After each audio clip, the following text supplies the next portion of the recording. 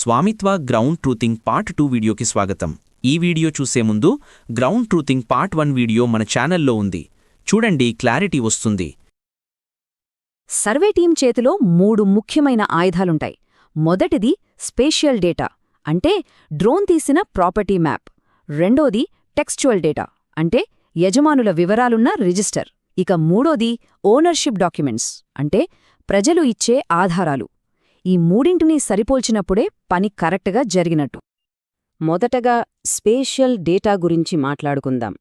ఈ పనిని ధృవీకరించే పూర్తి బాధ్యత ఇంజనీరింగ్ అసిస్టెంట్దే. ఇంజనీరింగ్ అసిస్టెంట్ ఏం చెయ్యాలో చాలా క్లియర్గా ఉంటుంది. ఫస్ట్, చేతిలో ఉన్న ప్రింటెడ్ మ్యాప్లో ఆ ఇంటిని గుర్తించాలి. తర్వాత టేపు తీసుకుని అక్కడికక్కడే కొలవాలి. మ్యాప్లో ఉన్న కొలత నిజంగా ఉన్న కొలత ఒకటేనా కాదా అని చూడాలి.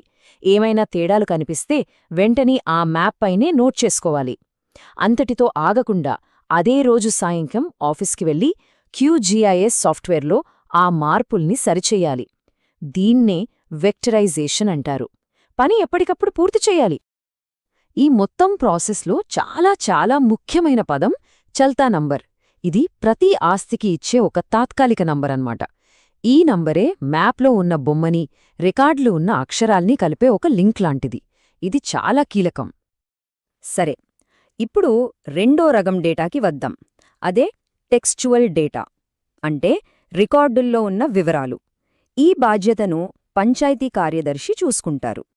పంచాయతీ కార్యదర్శి చేయాల్సిన పనులు కూడా అంతే ముఖ్యమైనవి.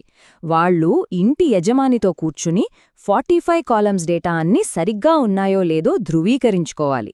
ఏమైనా మార్పులు అవసరమైతే వాటిని అసెస్మెంట్ రిజిస్టర్లో నమోదు చేయాలి. ఒకవేళ పొరపాటున డ్రోన్ సర్వేలో ఏదైనా ఆస్తి మిస్ అయితే ఫారం 9 ఉపయోగించి దాని వివరాలు సేకరించాలి.